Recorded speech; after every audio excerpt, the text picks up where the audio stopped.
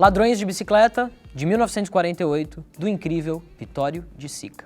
Ladrões de Bicicletas é um melodrama psicológico, é um documento social, é um retrato da tragédia moral durante o pós-guerra. E o Vittorio De Sica costura tudo isso a partir de uma simplicidade, de um fiapo de história. Desesperado e parte da tragédia social, o desemprego em massa que assola a Itália depois da guerra, o Antonio Ricci fica eufórico quando ele finalmente consegue um emprego. E o emprego do Antonio é muito simples. Ele só precisa sair pelas ruas de Roma, colando cartazes por aí. Mas, para isso, ele precisa de uma bicicleta, coisa que ele não tem. Só que aí, entusiasmado pela possibilidade deles finalmente terem um emprego, a mulher do Antônio penhora o único jogo de lençol que eles têm. Em troca, pega uma bicicleta pro seu marido. Só que a tragédia se dá no primeiro dia de trabalho do Antônio, quando ele sai para trabalhar e tem o seu instrumento de trabalho, a bicicleta, roubada. Através de uma história simples e aparentemente banal, um fato que acontece todos os dias aqui na nossa cidade, o roubo de uma bicicleta, o Vittorio De Sica expõe um problema muito maior do que o personagem está vivendo. É nessa analogia da família, do Antônio, da esposa, do filho e do roubo da bicicleta que o Vittorio De Sica expõe um problema histórico que o mundo passou depois da guerra, de miséria, fome, de desemprego. Numa cena muito importante do filme, o Vittorio De Sica escolhe expor peças de bicicleta quando o Antônio vai finalmente procurar o paradeiro de sua bicicleta.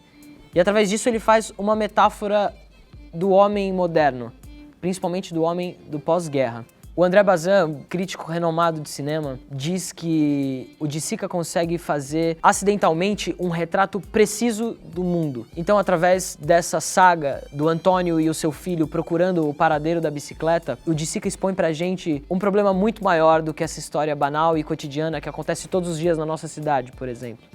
No fundo, nós somos como aquelas peças de bicicleta que o Antônio encontra achando que é parte de sua bicicleta e, na verdade, é a de todo mundo, né? Nós somos assim como essas peças dessas bicicletas descartáveis, expostas à venda, vulneráveis, miseráveis, e na época em que essa história foi contada, um contexto do pós-guerra. Algumas curiosidades desse filme. Ladrões de Bicicletas é um dos maiores sucessos do neorrealismo italiano, movimento que o Vittorio De Sica, o diretor, ajudou a criar. O assistente de direção desse filme é ninguém mais, ninguém menos que Sergio Leone. Eu tenho certeza que você já assistiu algum filme dele e adorou. Uma curiosidade interessante é que o De Sica ainda não tinha encontrado o garoto que interpretaria o Bruno, filho do Antônio, até o começo das filmagens. E foi num dia, no set, enquanto estavam se preparando para gravar, que o De Sica virou pro lado e encontrou um garoto e imediatamente pensou: foi Deus quem colocou ele aqui. Esse foi o melhor casting da minha vida.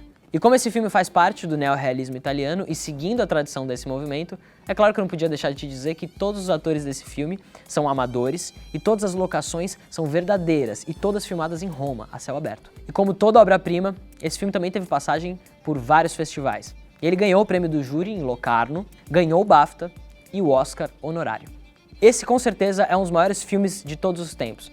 E só por isso eu acho que você devia assistir. Mas eu também queria te dizer que esse é um dos maiores da filmografia do diretor e um dos meus preferidos. Um dos maiores filmes que eu já tive o prazer de assistir. Eu tenho certeza que você não vai se arrepender. Dá o play aí e depois você me conta.